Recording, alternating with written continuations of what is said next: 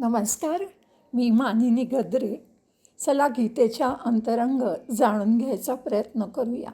या ऑडिओची रचना आधी सांगितल्याप्रमाणे सुरुवातीला मूळ श्लोक, त्याचा मराठी अर्थ, नंतर संस्कृतचं सरळ वाक्य रूपांतर आणि त्याचा इंग्लिश अर्थ, नंतर ज्ञानेश्वरीतील माऊलींच्या ओव्यांचा मराठी सुलभ अर्थ आणि नंतर माझ्या दृष्टिकोनातून त्या श्लोकाविषयी मला काय वाटलं त्याचं विवरण. सर्वप्रथम आपण मूळ श्लोकाचा संधिविग्रह करून त्यातील प्रत्येक शब्दाचा मराठीत अर्थ पाहूया. सुखमात्यंतिकं यत्तद्बुद्धिग्राह्यमतीन्द्रियं वेत्ति यत्र चैवायं स्थितश्चलति तत्त्वतः. अतींद्रियम, इंद्रियांचे अतीत. बुद्धिग्राह्यम, फक्त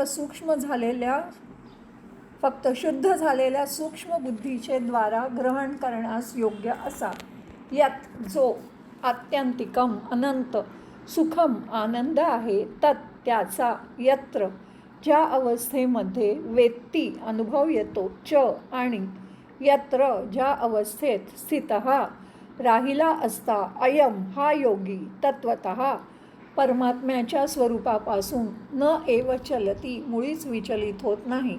म्हणजेच इंद्रियातीत, केवळ शुद्ध झालेल्या सूक्ष्म बुद्धीने ग्रहण करता येणारा जो अनंत आनंद आहे तो ज्या अवस्थेत अनुभवाला येतो आणि ज्या अवस्थेत असलेला हा योगी परमात्म्याच्या स्वरूपापासून मुळीच विचलित होत नाही असा. विचलित होत नाही म्हणजे ढळत नाही. यम लब्ध्वा चापरं लाभं मन्यते नाधिकं ततः यस्मिन् स्थितो न दुःखेन गुरुणापि विचाल्यते. परमात्म्याच्या प्राप्तिरूप यम लाभम, जो लाभ. लब्ध्वा, प्राप्त झाल्यावर. ततः, त्याच्यापेक्षा. अधिकम, अधिक. अपरम, दुसरा कोणताही लाभ. न मन्यते, तो योगी मानित नाही. च, आणि. परमात्मप्राप्तिरूप यस्मिन, ज्या अवस्थेमध्ये. स्थितः, स्थित असणारा योगी. गुरुणा, फार मोठ्या. दुःखेन अपि, दुःखाने सुद्धा. न विचाल्यते, विचलित होत नाही. परमात्मप्राप्तिरूप जो लाभ झाल्यामुळे त्याहून अधिक दुसरा कोणताही लाभ जो मानत नाही आणि परमात्मरूप प्राप्तिरूप ज्या अवस्थेत असलेला योगी फार मोठ्या दुःखानेही विचलित होत नाही. तम विद्या दुःख संयोग वियोगम योग संज्ञितम स निश्चयेन योक्तव्यो योगो अनिर्विण्ण चेतसा. तत्परतेने करायच्या ध्यानयोगाच्या अनुष्ठानाचं वर्णन करताना परमेश्वर म्हणतात, आणि जो दुःख संयोग वियोगम, दुःखरूप संसाराच्या संयोगाने रहित आहे, म्हणजे जन्म मरणरूप संसारातून कायम मुक्त करणारा आहे. योग संज्ञितम, ज्याला योग हे नाव आहे. तम, त्या योगाला. विद्यात, जाणलं पाहिजे. सहा योग, हा तो योग. अनिर्विण्ण चेतसा, उबग न आलेल्या म्हणजे धैर्य आणि उत्साह यांनी युक्त अशा चित्ताने. निश्चयेनं, निश्चयपूर्वक. योक्तव्य, करणे हे कर्तव्य आहे. जो दुःखरूप संसाराच्या संयोगाने रहित आहे, तसेच ज्याचे नाव योग आहे, तो जाणला पाहिजे. तो योग न कंटाळता, अर्थात धैर्य आणि उत्साहयुक्त चित्ताने, निश्चयाने केला पाहिजे. म्हणजेच दुःखाच्या संयोगाचा वियोग म्हणजे योग. विद्यात म्हणजे जाणलं पाहिजे. निश्चयेनं म्हणजे निश्चयपूर्वक. अनिर्विण्ण चेतसा म्हणजे आळस झाडून. संकल्प प्रभवान कामान त्यक्त्वा सर्वान अशेषतः मनसैवेंद्रियग्रामं विनियम्य समंततः. अभेदरूपाने परमात्म्याच्या ध्यानाचा विधी सांगताना परमेश्वर म्हणतात, संकल्प प्रभवान, संकल्पापासून उत्पन्न होणाऱ्या. सर्वान कामान, सर्व कामनांचा. अशेषतः, निशेष रूपाने. त्यक्त्वा, त्याग करून. मनसा, मनानेच. इंद्रियग्रामम, सर्व इंद्रियांना. समंततः एव, सर्व बाजूंनीच. विनियम्य, चांगल्या प्रकारे संयमित करून. म्हणजे संकल्पाने उत्पन्न होणाऱ्या सर्व कामना पूर्णपणे टाकून आणि मनानेच इंद्रिय समुदायाला सर्व बाजूंनी पूर्णतया आवरून मनुष्याने असं केलं पाहिजे. कामना पूर्णपणे टाकायच्या आणि 10 द्वारं आवरून म्हणजे शब्द स्पर्श रूप रसगंध सर्व बाजूनी आवरून. गीतेमध्ये ज्ञानेंद्रिय हा शब्द नाही, ती कर्मेंद्रियांमध्ये आहे.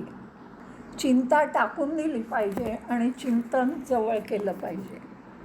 आता आपण मूळ संस्कृत श्लोकाचं सरळ वाक्यात रूपांतर करूया आणि त्या पूर्ण श्लोकाचा इंग्रजीमध्ये अर्थ पाहूया. यत्र यत् आत्यंतिकं बुद्धिग्राह्यम अतींद्रियं सुखम तत्वेत्ति यत्र अयं स्थितः तत्वतः न एव चलति.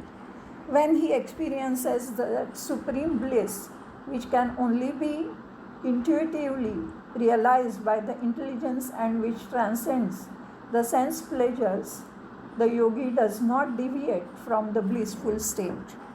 च यं लब्ध्वा अपरं लाभं ततः अधिकं न मन्यते यस्मिन् स्थितः गुरुणा अपि दुःखेन न विचाल्यते. Obtaining which he regards no other gain as being superior to it, and by establishing wherein he is not disturbed by even the greatest of the miseries. तं दुःखसंयोगवियोगं योगसंज्ञितं विद्यात् स योगः निश्चयेन अनिर्विण्णचेतसा योक्तव्यः. That which severs the contact with sorrows should be understood as yoga. This yoga must be practiced with determination and with an undistracted mind without any trace of despair. संकल्प प्रभवान सर्वान् कामान् अशेषतः त्यक्त्वा मनसा एवं इंद्रियग्रामं समन्ततः विनियम्य. Renouncing completely all the desires arising from volition and restraining all the senses from all sides by the mind alone. आता आपण याच श्लोकाच्या संदर्भात माऊलींनी ज्ञानेश्वरीमध्ये रचलेला ओव्यांचा सुलभ असा मराठीत अर्थ समजून घेऊया. यत्रो परमते चित्तं निरुद्धं योगसेवया यत्र चैवात्मनात्मानं पश्यन् आत्मनि तुष्यति सुखमात्यन्तिकं यत्तद् बुद्धिग्राह्यमतीन्द्रियं वेत्ति यत्र न चैवायं स्थितश्चलति तत्वतः. पार्था, म्हणून जो दृढ आसन वगैरे योगाभ्यास मी तुला सांगितला तो केल्यावरती इंद्रियांना आपोआपच लगाम लागतो आणि मग स्वाभाविकपणे आपलं काम होतं. इंद्रियांचा निग्रह झाला, योगाभ्यास होतो आणि चित्त चैतन्याला भेटायला लागतं. विषयांकडे पाठ करून ते स्वतःच्या समोर त्यांना अडवतं आणि मग आत्मरूपाचं दर्शन त्याला होतं आणि ते बघता क्षणीच त्याला जाणवतं की मीच तत्व आहे. आणि अशी जेव्हा स्वरूपाची एकदा ओळख झाली की पूर्णतः त्या योग्याला सुख लागतं स्वभावतःच. मग चित्त चैतन्यात एकरूप होऊन जातं आणि ज्याहून दुसरं काही नाही. इंद्रियांना हे कधीही कळू शकत नाही, इंद्रियांनी ते कधी जाणता येत नाही असं आत्मस्वरूपाचं दर्शन त्या योग्याला होतं. असा आत्मरूपी तद्रूप होऊन राहिल्यावर आपोआपच तो सुखामध्ये सतत राहतो. यम लब्धा चापरम लाभम मन्यते नाधिकम ततः यस्मिन् सितो न दुःखेन गुरुणापि विचाल्यते. पार्था, मग जो असा आत्मरूपात मग्न राहतो मग त्याच्यावर मेरू पर्वताहूनही मोठा दुःखाचा डोंगर कोसळला तरी त्याचं चित्त त्या भाराने दडपून जात नाही. शरीराला शस्त्राचा आघात हो किंवा त्या आगीत सापडो, त्याचं चित्त सतत महासुखामध्ये लीन राहतं असल्यामुळे त्याला त्याचं भानच राहत नाही. असा आत्मरूपी निमग्न झाल्यावर त्याला देहाचं स्मरण कसं काय राहणार आणि मग तो सतत ब्रह्मसुख आठवत राहतो, भोगत राहतो आणि त्याला दुसरं काहीही आठवतच नाही. तं विद्यात् दुःखसंयोगं वियोगं योगसंज्ञितं स निश्चयेन योक्तव्यो योग निर्विण्ण चेतसः. पार्था, मग असं झाल्यावर संसारामध्ये जे मन गुंतून राहिलं आहे, विविध वासना धरून राहिलं आहे, त्याला जेव्हा या ब्रह्मसुखाची गोडी लागते तेव्हा ते आपोआपच सर्व इच्छा सोडून देतं आणि ब्रह्मसुख जे योगाचं सौंदर्य आहे ते संतोषाचं राज्य त्याला प्राप्त होतं. ज्ञानाची जाणीव यासाठी व्हावी लागते, त्यासाठी सावयव ते बघावं लागतं आणि मग योगाभ्यासाने मग ते मूर्त रूपात द्रष्ट्यालासुद्धा बघितल्यावर द्रष्ट्यालासुद्धा तद्रूपता येते, तो त्याच्याशी एकरूप होऊन जातो. द्रष्टा म्हणजे पाहणारा. लोहचुंबकाच्या सान्निध्यामुळे ज्याप्रमाणे लोखंडाची सुई हालचाल करते त्याप्रमाणे परमात्म्याच्या आश्रयाने त्रिगुणमयी प्रकृतीच्या हालचाली सृष्टीत चालू असतात. जीवात्मा हा परमात्म्याचा अंश असल्याने खरोखर तोही परमात्म्याप्रमाणेच अकर्ता आहे आणि सृष्टीत या देहात चाललेल्या सर्व हालचाली फक्त तो पाहत असतो, परंतु त्यांच्याशी तन्मय झाल्याने या सर्व हालचालींचा स्वतःला कर्ता समजू लागतो. खरोखर तो त्यांचा द्रष्टा म्हणजे पाहणारा किंवा साक्षी आहे. संकल्प प्रभवान कामान त्यक्त्वा सर्वान अशेषतः मनसैवेंद्रियम ग्रामम विनयम्य समंततः.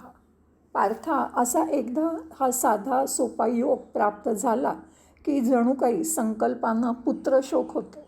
सगळे विषय निमाले आहेत, इंद्रिय नियंत्रित झाली आहेत असं कळल्यावर संकल्पाची जणू काही छाती फुटून जाते आणि तो शेवटी जीवाला मुक्तो म्हणजेच आपल्या मनातील संकल्प विकल्प नाहीसे होतात. अशी विरक्ती प्राप्त झाल्यावर मग संकल्पाची मनामध्ये ये जा किंवा विचारांचा फेरा किंवा ये जा पूर्ण बंद होते आणि मग आपली बुद्धी सुखाने सदोदित धैर्य मंदिरात वास करते. संकल्प म्हणजे वासना हेतू. वासनेच्या स्फुरणातूनच अनेकविध कल्पना सृष्टी आणि त्यातून पुढे जडसृष्टी निर्माण झाली. म्हणून संकल्प हाच ह्या सर्व विश्वाभासाचा कर्ता आहे असं तत्त्वज्ञानी म्हणतात. संकल्प विकल्प म्हणजे वासना तर्कवितर्क आणि संकल्पा पुत्र शोक दाविता म्हणजे संकल्पाची संतती असे जे षड्विकार षड्रिपू नाहीसे केले असता संकल्पाचा पुत्र जो काम म्हणजे विषय वासना तो नाहीसा केला असता तो शोक संकल्पाला होतो. आता या श्लोकाबद्दल माझ्या दृष्टिकोनातून मला काय वाटतं ते आपण पाहूया. 6व्या अध्यायाच्या पुढच्या अनेक श्लोकांमध्ये आपल्याला इंद्रियांच्या पलीकडचा इंद्रियातीत असलेला आनंद की जो प्राप्त झाल्यावर इतर कोणत्याही गोष्टीचा लाभ व्हावा असं वाटतच नाही किंवा कुठलंही मोठं दुःख आलं तरी ते जाणवतसुद्धा नाही असा परमेश्वराशी भेट घडवणारा योग करण्याचं महत्त्व परमेश्वरांनी सांगितलं आहे. या योगामुळे जन्म मरण रूप दुःखांचा वियोग होतो हे जाणून परमेश्वर म्हणतात की सगळ्या कामांना पूर्णपणे टाकून देऊन सगळ्या इंद्रियांना आवरून इंद्रियांचा त्यांच्या विषयांशी संयोग होऊ न देता न कंटाळता आळस झटकून धैर्याने आणि उत्साहाने तो योग केला पाहिजे, कारण तोच केवळ मुक्तीप्रत नेणारा मार्ग आहे असं परत परत परमेश्वर आपल्याला सांगतायत. सातत्य श्रद्धा आणि पूर्ण भक्तीने डेडिकेशननी निष्कामपणे तो आपण करायला पाहिजे. याचं सार मला असं वाटतं की दुःखाच्या संयोगाचा वियोग म्हणजेच परमेश्वराशी योग. गीतार्थ जाणून घ्यायला पुन्हा भेटूया. मनःपूर्वक धन्यवाद.